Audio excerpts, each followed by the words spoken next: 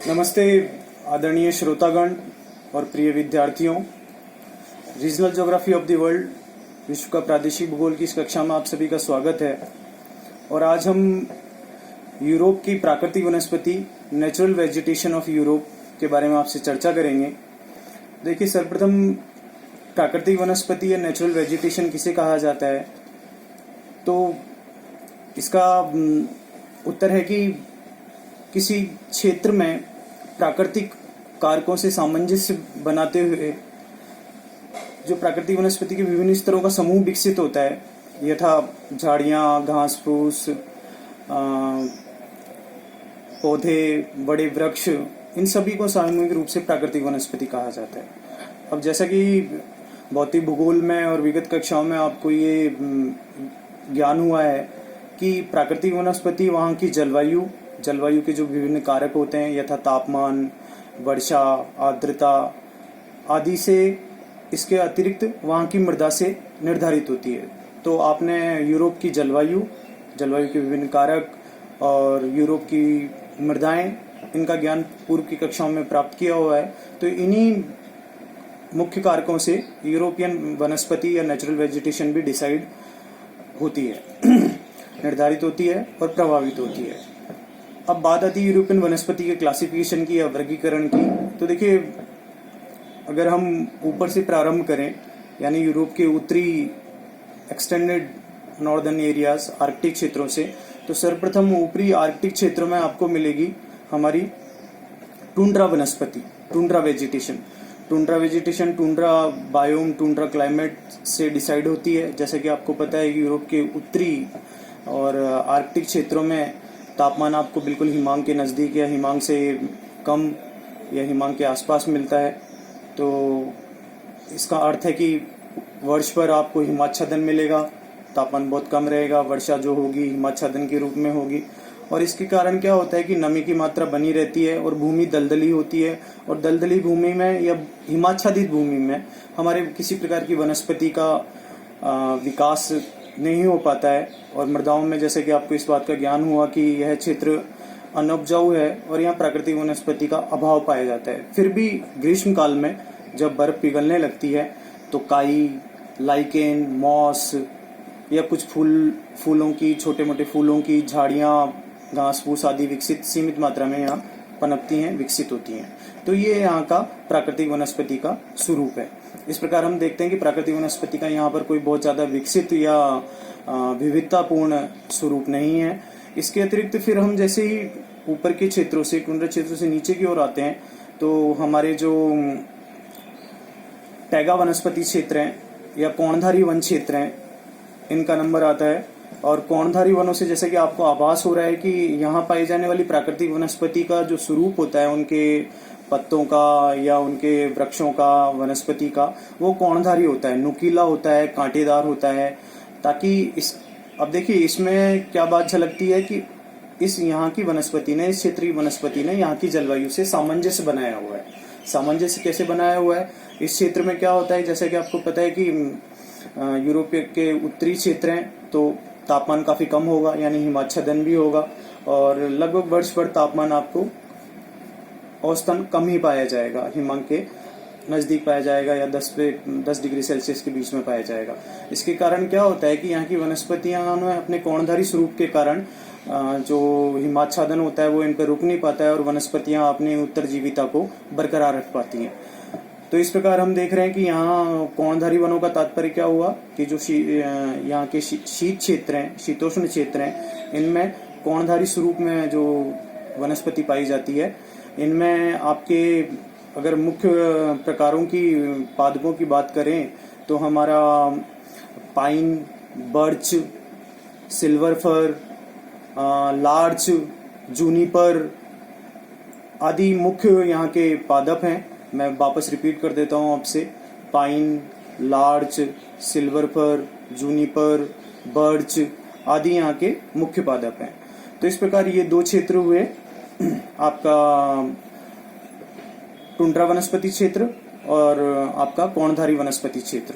इसके अतिरिक्त जब इन क्षेत्रों से नीचे की ओर आते हैं, दक्षिण की ओर आते हैं, यानी यूरोप के मध्य भाग में आते हैं, तो यूरोप के इस मध्य भाग में जो कि हमारे ब्रिटिश द्वीप समूह से लेकर यूराल पर्वत श्रृंखला तक फैला हुआ है, बीचों बीच में पूरे यूरोप के पूर्व से पश्चिम तक, तो इस क्षेत्र में हमें दो प्रकार की वनस्पति मिलती हैं। जो समुद्री प्रभावी क्षेत्र हैं, यानी जो यूरोप के पश्चिमी क्षेत्र हैं, यहाँ हमको चौड़ी पत्ती वाले पतझड़ वन मिलते हैं, डिसाइडियस फॉरेस्ट। और इसके पूर्वी क्षेत्रों में, यानी रूस की ओर जैसे हम जाएंगे यूरोप के मध्य क्षेत्र में, तो हमें मिश्रित प्रकार के वन मिलते हैं, मिक्स्ड फॉरेस्ट मिलते हैं। अब इनकी विशेषता की बात करें तो देखिए, जो यूरोप का पश्चिमी क्षेत्र है जिसमें कि पतझड़ वन पाए जा रहे हैं, तो आपको पता ही है कि यूरोप के इस पश्चिमी क्षेत्र की, मध्य पश्चिमी क्षेत्र की क्लाइमेट कैसी है। यहाँ समुद्रीता का प्रभाव पाया जाता है, वर्षा की अधिकता पाई जाती है, सापेक्षिक रूप से तापमान औसत पाया जाता है। इसी कारण यहाँ क्या होता है, ऐसे वन मिलते हैं जो कि जब आर्द्रता की प्राप्ति होती है, वर्षा का ठीक ठाक आपतन होता है, उस दौरान यहाँ हरी पत्ती वाले समृद्ध सदाबहार वन आपको पाए जाएंगे। और इसके अतिरिक्त जो दूसरे वन है, उनमें ग्रीष्मकाल आते ही आपको वो वृक्ष अपने पत्तों को झड़ा देते हैं, और इस प्रकार वनों का यह स्वरूप पतझड़ वन कहलाता है। अगर हम यहाँ वृक्षों की बात करें, पादपों की बात करें, प्रमुख प्रकारों की, तो आपको यहाँ पर oak, elm, alder, poplar, pine आदि स्वरूपों के, आदि किस्मों के वन प्रमुख रूप से पाए जाएंगे। इन वनों की जो आर्थिक उपयोगिता है वो हमारे कोणधारी वनों की अपेक्षा सीमित है। कोणधारी वनों में की विशेषता क्या होती है कि उनकी जो लकड़ी होती है वो एक तो नरम होती है, फिर वनों की जो प्रजातियां हैं वो सामूहिक रूप से पाई जाती है, मास लेवल पे पाई जाती हैं, इसलिए उनका इमारती लकड़ी उद्योग की दृष्टि से या अन्य आर्थिक मानवीय उपयोगिताओं की दृष्टि से अधिक दोहन हुआ है, अधिक उपयोग हुआ है। और इसके वनस्पत जो पतझड़ वन है, ये इनकी लकड़ी अपेक्षाकृत कठोर होती है और विविधता मिक्स्ड पाई जाती है। मास लेवल पे एक ही प्रजाति के वृक्ष नहीं पाए जाते हैं, तो इनका जो कटाव है या मानवीय उपयोगिता है वो उनकी अपेक्षाकृत सीमित हुई है। फिर भी बढ़ती जनसंख्या, आर्थिक उपयोगिताओं के बढ़ते हुए स्तर के कारण यहाँ पर वनों को काफी तादाद में काटा गया है, और खेती के लिए, अन्य मानवीय उपयोगों के लिए वन क्षेत्रों का उपयोग किया जा रहा है। अब बात करें हम इसके पूर्वी क्षेत्र के मिक्स्ड फॉरेस्ट की, तो मिक्स्ड फॉरेस्ट जैसा कि इनके नाम से प्रतीत हो रहा है कि मिक्स्ड फॉरेस्ट ऊपर के कोणधारी वन, नीचे के अन्य घास क्षेत्रों और हमारे पूर्वी क्षेत्र के, पश्चिमी क्षेत्र के जो हमारे पतझड़ वन है, उनके सबका मिक्स स्वरूप, उनका मिश्रित स्वरूप इन वन क्षेत्रों में पाया जाता है।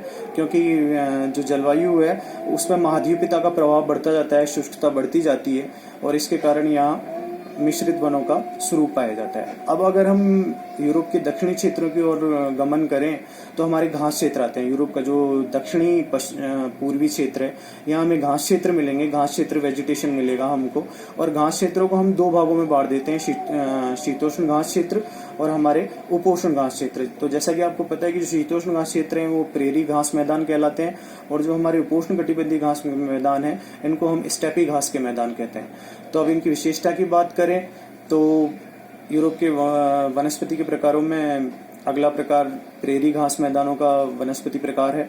और प्रेरी घास के मैदान, जैसे कि अभी मैंने बताया आपको, कि शीतोष्ण कटिबंधों में पाए जाते हैं, जलवायु अपेक्षाकृत सम पाई जाती है, तापमान का स्तर ज़्यादा उष्ण नहीं होता है, और इसके कारण ये एक समृद्ध हरा भरा घास क्षेत्र होता है। पूरे वर्ष आपको अच्छी खासी तादाद में घास मिलती है, और यहाँ ये एक उपजाऊ क्षेत्र है क्योंकि तापमान का स्तर औसत है, वर्षा की प्राप्ति भी अच्छी है। और यहाँ पर आपको यूरोप के गेहूँ, मक्का, जौ आदि के समृद्ध खाद्यान्न भंडार पाए जाते हैं। ऑस्ट्रिया, हंगरी आदि प्रदेशों में इसको पुस्टाज कहते हैं, जो इनका प्रसिद्ध और चर्चित नाम है वो पुस्टाज घास मैदान कहलाता है। ये प्रेरी घास मैदानों का एक विशिष्ट नाम है इस क्षेत्र विशेष में, जो कि ऑस्ट्रिया, हंगरी, रोमानिया, बुल्गारिया आदि क्षेत्रों में फैला हुआ है। और अगर हम स्टेपी घास के मैदानों के वनस्पति प्रदेशों की बात करें तो ये अपेक्षाकृत उपोष्ण और शुष्क क्षेत्र है सापेक्षिक रूप से प्रेरी घास मैदानों के। तो यहाँ तापमान की मात्रा आपको अधिक पाई जाएगी, वर्षा की मात्रा कम पाई जाएगी। तो ग्रीष्मकाल में घास आपको सूखने लगती है, और बाकी जब आर्द्रता नमी की प्राप्ति होती है आपको घास की मात्रा प्राप्त होती है। दूर दूर तक घास के विस्तृत मैदान पाए जाते हैं जो कि चरागाहों के और वर्तमान में खेतीबाड़ी के काम से उपयोग में लिए जा रहे हैं। अब यूरोपियन वनस्पति के हम अगले प्रकारों की ओर कूच करें तो उसमें आता है आपका भूमध्य सागरीय वनस्पति प्रदेश। ये एक विशेष और बहुत महत्वपूर्ण वनस्पति प्रदेश है यूरोप का। भूमध्य सागरीय जलवायु से आप सभी लोग परिचित हैं ही। शीतकाल में वर्षा प्राप्त होती है, ग्रीष्मकाल शुष्क रहता है और तापमान आपको 25 डिग्री 20 डिग्री सेल्सियस के औसत में पाया जाएगा।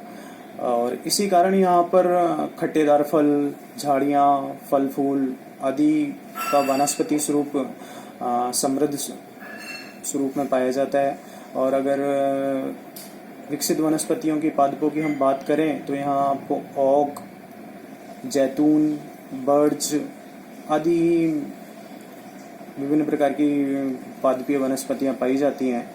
और इसके अतिरिक्त भूमध्य सागरीय वनस्पति प्रदेशों के बारे में आप पूर्व में इस बात से परिचित हैं कि ये जो भूमध्य सागर के तटीय प्रदेश हैं, यूरोप के जो दक्षिणी तटीवर्ती प्रदेश हैं भूमध्य सागर के, उनमें इस वनस्पति प्रदेशों का प्रसार विस्तार पाया जाता है। अंतिम और अगला जो यूरोप का वनस्पति प्रदेश है वो है पर्वतीय वनस्पति, क्योंकि जैसे कि यूरोप के फिजिकल रीजन्स में हम इस बात से परिचित हो चुके हैं कि यूरोप में पर्वतीय भूभागों का काफी विस्तार पाया जाता है। और इन भागों में ऊंचाई के साथ साथ जैसे जैसे जलवायु की विशेषता बदलती जाती है उसी प्रकार से वनस्पति के स्तर, वनस्पति की विशेषताएं, प्रकार बदलते जाते हैं। अगर हम पर्वतीय प्रदेशों के तलहटी क्षेत्रों की, निचले क्षेत्रों की बात करें तो यहाँ वर्षा की प्राप्ति होने के कारण और तापमान औसत होने के कारण समृद्ध घास प्रदेश पाए जाएंगे। आपको फल फूल आदि की खेती के अच्छे उपजाऊ क्षेत्र मिलेंगे। थोड़ा सा हम ऊपर जाएंगे तो वनस्पति आपको कोणधारी स्वरूप की होती जाएगी क्योंकि तापमान कम होता जाता है और हिमाच्छादन ठंड बढ़ती जाती है। इसके कारण कोणधारी वन का स्वरूप यहाँ पे मिलेगा। और जैसे जैसे हम बिल्कुल ऊपरी भागों में चले जाएंगे पर्वतीय प्रदेशों के, तो यहाँ हमें जो यूरोप के आर्कटिक और उत्तरी भागों में जैसी वनस्पति पाई जा रही थी, हिमाच्छादित क्षेत्रों में बहुत सीमित जो स्वरूप की विविधता युक्त वनस्पति पाई जा रही थी वो इन क्षेत्रों में पाई जाएगी। तो इस प्रकार हमने यूरोप के वनस्पति प्रदेशों के बारे में आपसे चर्चा की, जिनमें मैंने आपको, अगर हम उत्तर की दिशा की ओर से, यूरोप की उत्तरी दिशा की ओर से प्रारंभ करें तो हमारी टुंड्रा वनस्पति, टैगा कोणधारी वनस्पति, पतझड़ी वन, मिश्रित वन, घास प्रदेश जिनमें कि प्रेरी घास प्रदेश, स्टेपी घास के मैदान, हमारे भूमध्य सागरीय वनस्पति प्रदेश और हमारे पर्वतीय वनस्पति प्रदेशों की हमने बात की।